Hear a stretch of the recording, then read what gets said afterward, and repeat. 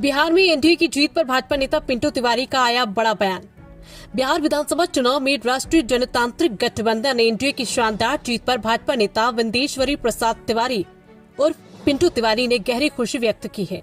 उन्होंने एनडीए के सभी नवनिर्वाचित विधायकों को बधाई देते हुए कहा कि ये जनादेश प्रधानमंत्री नरेंद्र मोदी और गृह मंत्री अमित शाह के नेतृत्व में किए गए विकास कार्यों की जीत है।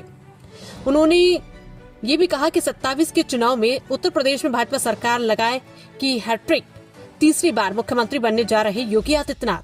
पिंटू तिवारी ने कहा कि केंद्र और राज्य में एनडीए सरकार ने सुशासन, पारदर्शिता और सुगठित व्यवस्था को प्राथमिकता देते हुए जनता को बुनियादी सुविधाएं उपलब्ध कराने में अहम भूमिका निभाई है। उन्होंने बताया कि एनडीए की सरकार भ्रष्टाचार पर अंकुश लगाने और प्रदेश में व्याप्त गुंडागर्दी को समाप्त करने में सफल रही है, जिसका सीधा असर जनता के विश्वास के रूप में देखने को मिला है। भाजपा नेता ने कहा कि बिहार की जनता ने एक बार फिर विकास के एजेंडे को चुनकर ये साबित कर दिया कि प्रदेश में प्रगति की राह अब और तेज होगी।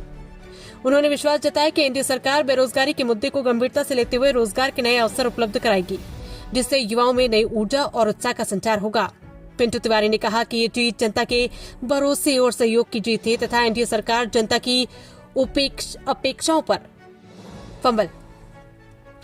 पिंटू तिवारी ने कहा कि ये जीत जनता के भरोसे और सहयोग की जीत है तथा एनडीए सरकार जनता की अपेक्षाओं पर खरा उतरने के लिए निरंतर कार्य करती रहेगी। उन्होंने एक बार फिर सभी विधायकों और कार्यकर्ताओं को जीत की बधाई दी। एनडीए की बिहार में प्रचंड जीत पर हमारे साथ मौजूद हैं भाजपा के वरिष्ठ नेता, सुप्रीम कोर्ट के अधिवक्ता विंदेश्वरी तिवारी जी। हम इनसे कुछ बिहार के मुद्दों पर, भाजपा के एनडीए के सरकार बनने पर प्रचंड जीत जिसको कहते हैं, उस मुद्दे पर कुछ बात करेंगे। सर, बहुत बहुत स्वागत है आपका हमारे चैनल पर। क्या कुछ जीत का कारण रहा बिहार का, किस तरीके से सरकार काम की जिससे इस प्रचंड जीत बिहार में फिर से भाजपा सरकार, एनडीए सरकार आई? देखिए, सर्वप्रथम बिहार के जीत के बारे में मैं वहां के मतदाता और वहां की देवतुल्य जनता को धन्यवाद देता हूं, जो उन्होंने भारतीय जनता पार्टी के माननीय प्रधानमंत्री श्री मोदी जी के नीति और उनके दर्शन के अनुसार जो पिछले 10 साल से सरकार काम कर रही है, उस कार्य के अनुसार मत दिया और जिसके लिए भाजपा प्रचंड बहुमत में आई। बिहार ही नहीं, इसके अलावा अन्य जो भी प्रदेश जिसको चुनाव 26 और 27 में होने वाले हैं, वहां भी इस बार भाजपा पूर्ण बहुमत में आएगी और अपनी सरकार बनाएगी। और जहां तक आपने ये कहा कि क्यों आई, भाजपा हर जाति पे, हर धर्म पे, हर समाज पे कार्य कर रही है। वो चाहे वृद्धा पेंशन की देन हो, चाहे गैस सिलेंडर का देन हो, चाहे विद्युत योजना का देन हो, चाहे फुल प्लांट का देन हो, चाहे गरीबी उन्मूलन का देन हो, वो हिंदू, मुस्लिम, सिख, ईसाई सब तक जा रहा है। और बिहार में सारे जातियों, अगड़ा, पिछड़ा, मुस्लिम, सब ने वोट देके भाजपा की सरकार बनाई और भाजपा गठबंधन समर्थित सरकार को चुना। इसके लिए मैं धन्यवाद देता हूं। सर, एक उसका तेजस्वी यादव जी का एक बयान आया था कि हर घर एक सरकारी नौकरी, एक मंशा क्यों फेल हुई? देखिए, तेजस्वी यादव जी माननीय लालू यादव जी के सुपुत्र है। उनके पिता चारा घोटाले में गाय का खाते खाते चारा घोटाले में जेल चले गए। उसके बाद उनकी माता जी मुख्यमंत्री बनी, वो भी घोटाले में वो बने। वो कहीं ना एक सामान्य परिवार फुटर के चारा घोटाले में पिछले 15 साल तक घोटाला किया और जनता जानती है क्या हो रहा क्या नहीं हो रहा। जैसे मैं इस ग्रामीण परिवेश बैठा हूं, मैं कह दूं कि हाँ कल हेलीकॉप्टर लैंड कर जाएगा, तो संभव नहीं। तेजस्वी यादव व उनके समर्थित अन्य विपक्षी दलों के सारे एजेंडे, सारे वादे एक दिन में सब देखने के थे और लालटेन जलाने के समान थे, जिसलिए जनता ने उनको नहीं चुना और पुनः भारतीय जनता पार्टी वो उनके समर्थित प्रत्याशियों को वोट दिया और पूर्ण बहुमत की सरकार बनाई। सर, तेजस्वी यादव की पार्टी से भोजपुरी अभिनेता केसरी लाल यादव जी चुनाव लड़ रहे थे और उनका मेन मुद्दा यही था कि कोई माई का लाल हमें बिहार में नहीं हरा सकता छपरा में। देखिए, किसी का उद्देश्य, किसी का एजेंडा, चाहे खेसारी लाल यादव हो, चाहे वाई यादव हो, उनसे कोई मतलब नहीं है। जनता ने बता दिया क्या सही है और गलत है और उनके परिणाम भी आ गए।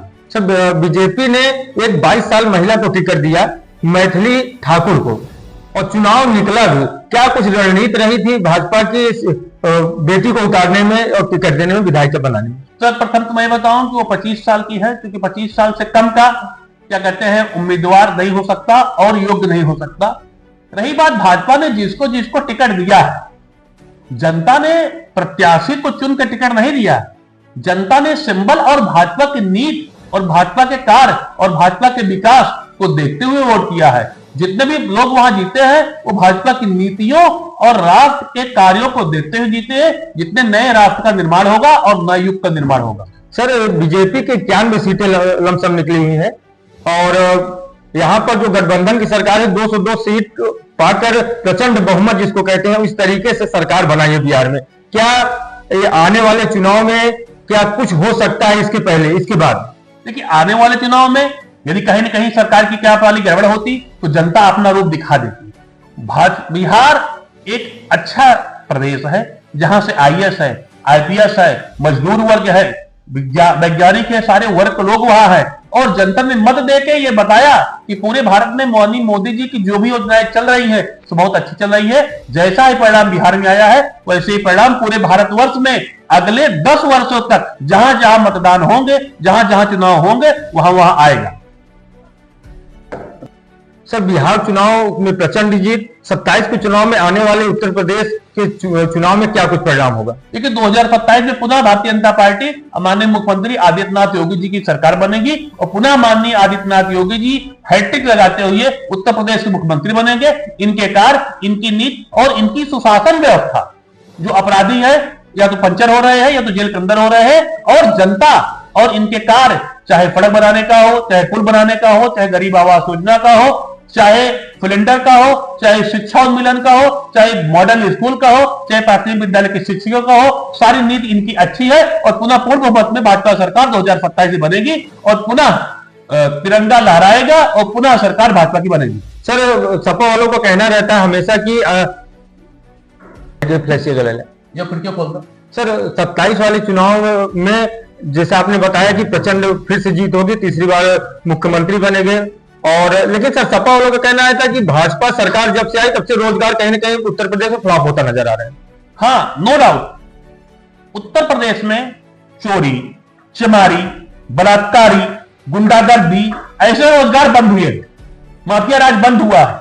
गरीब की जमीन, गरीब का पैसा लूटना और छीनना बंद हुआ है और जातिवाद प्रथा खत्म हुई है। थाने पे जो लठ लेके पहुंच जाते थे, जो थाने की दलाली करते थे, ऐसे रोजगार बंद हुआ है। सपा के सारे रोजगार वाले नेता, सारे रोजगार वाले दलाल बेरोजगार हो गए हैं। इसलिए सपा बोल रही है कि हमारी सरकार बनेगी, पुनः हम चोरी करेंगे, पुनः चमारी करेंगे, पुनः छिनैती करेंगे, पुनः रोजगार करेंगे और पुनः इस तरीके से अपनी घटनाओं को देके अपने आय से अधिक संपत्ति को अवैध रूप से गुंडाई और चोरी बेईमानी के धन पर अर्जित करके बनाएंगे।